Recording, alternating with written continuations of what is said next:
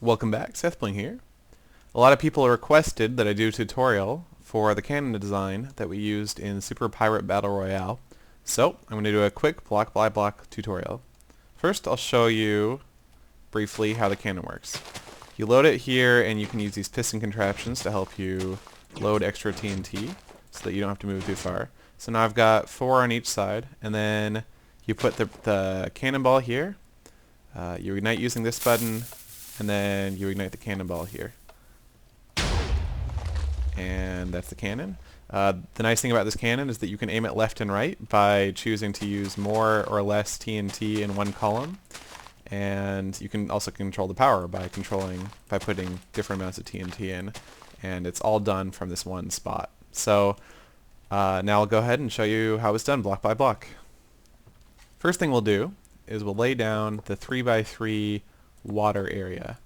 This is the water basin where the propellant TNT gets dropped into.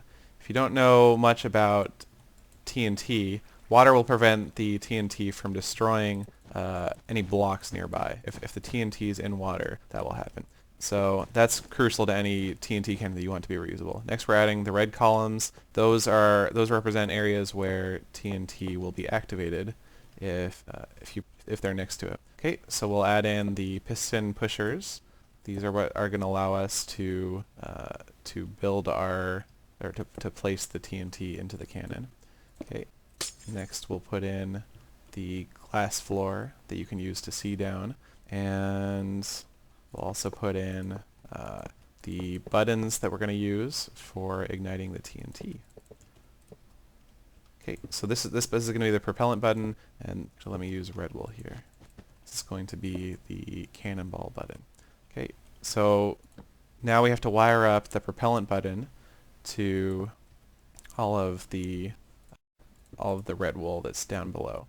First, I'm going to add in the steps. I like these steps. These were something Disco added. So these steps kind of let you get down to this area easily.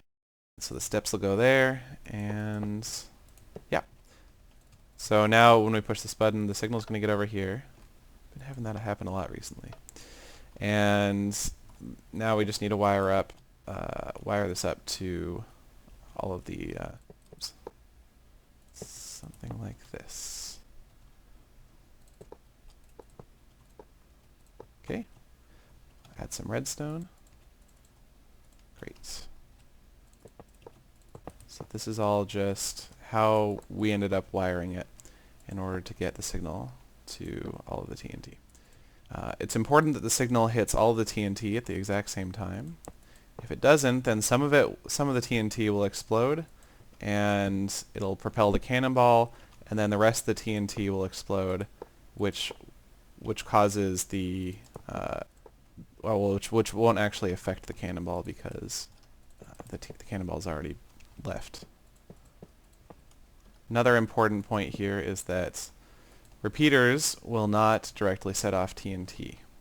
So you need to have a redstone be the thing that actually is the input to the red block.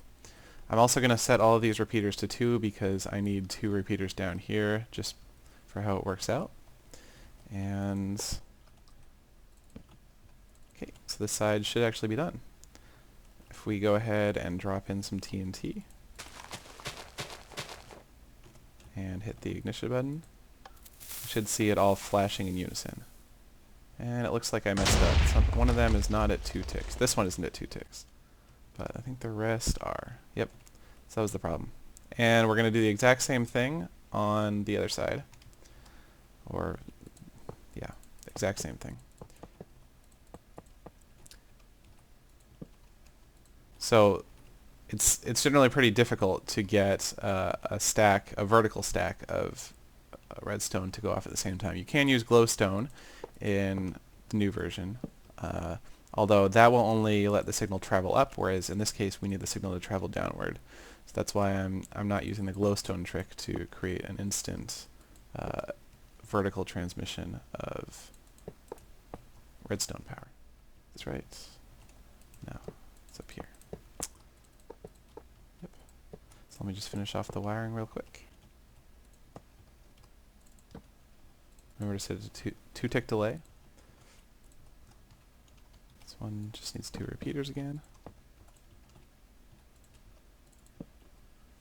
If you don't know, a repeater powering a block will power the redstone on the other side. That's pretty crucial.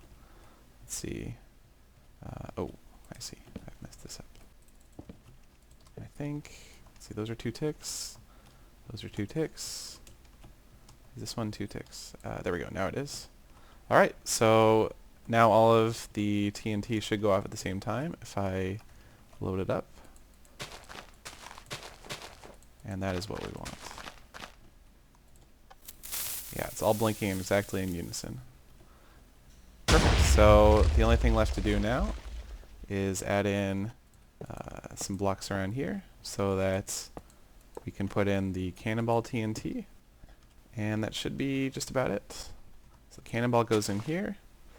Let me actually add in some more blocks here and here so that we can load it a bit easier. But this should be all that's necessary. So let's see. I'll do 4 and 4. Looks like it should be good. Alright, here's the propellant. Here's the TNT for the cannonball. And everything's working. So that's how you build it. I'll do an uneven shot so you can see what that looks like. So I'll do 2 on one side and 5 on the other. And it should go pretty heavily diagonal. Okay. There's the propellant. There's the cannonball.